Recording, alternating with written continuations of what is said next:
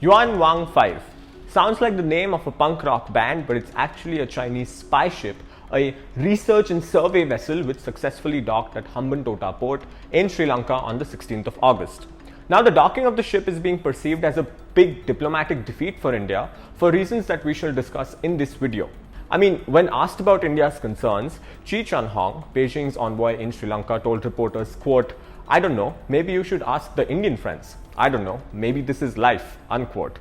Okay, sure, maybe this is life, but before we get into all that deep stuff, here's a quick timeline of how the drama that began in late July unfolded.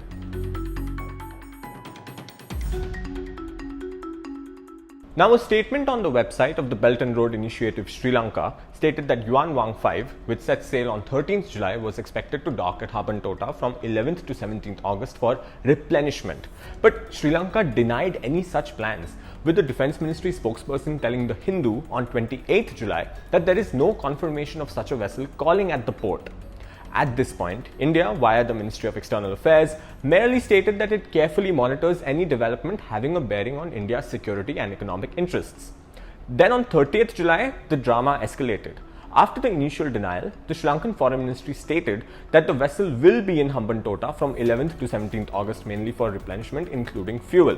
China immediately followed up in what appeared to be a message to India stating that relevant parties should refrain from interfering with its legitimate maritime activities. 6th August, more drama. 5 days before the estimated time of arrival of the ship, Sri Lanka's Defence Ministry requested the Chinese embassy in Colombo to delay the docking. Then the Chinese embassy in Colombo reportedly sought an urgent meeting with the Sri Lankan officials to discuss the Foreign Ministry's requests. And despite all the back and forth, the ship reached Hambantota Port on 16th August with active cooperation from the Sri Lankan side.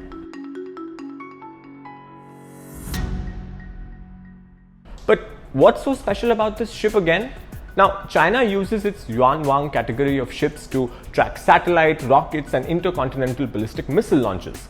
Of course, Beijing has said that marine scientific research activities of the vessel are consistent with international law and do not impact any country's security interests.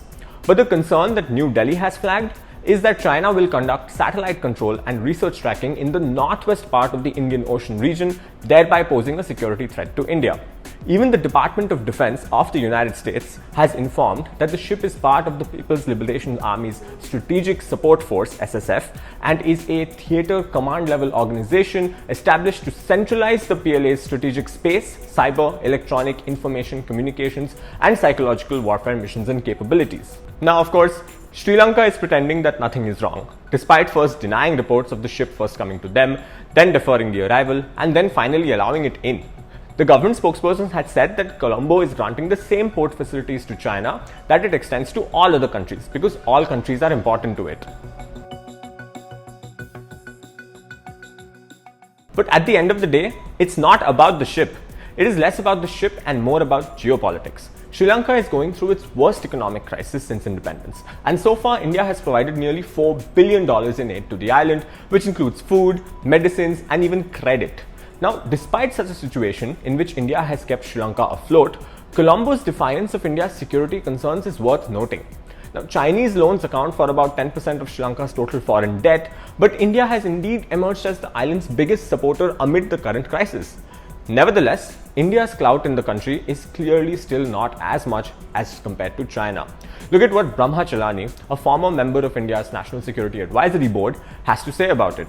He tweeted, "When a small bankrupt nation like Sri Lanka delivers a diplomatic slap to New Delhi by hosting a Chinese surveillance ship at its commercial port of Hambantota, it is a stunning reminder of both India's feckless foreign policy and receding influence in its strategic backyard." On the other hand, the Washington Post quoted former Sri Lankan diplomat Dayan Jayatileka as saying that Sri Lanka could expect an angry reaction from the Indian government, which has long suspected that the Hambantota port could eventually be used by China for civilian and military purposes. Remember that the port was given to China by Sri Lanka on a 99-year lease after Sri Lanka failed to repay Chinese loans? India has always seen this port as something China would instrumentalize to target India. So, New Delhi's concerns about the ship seem legitimate, but there is a larger story here. A story about who is the boss of the region. Who do smaller countries listen to? And as of now, given this situation, the answer seems to be China and not India.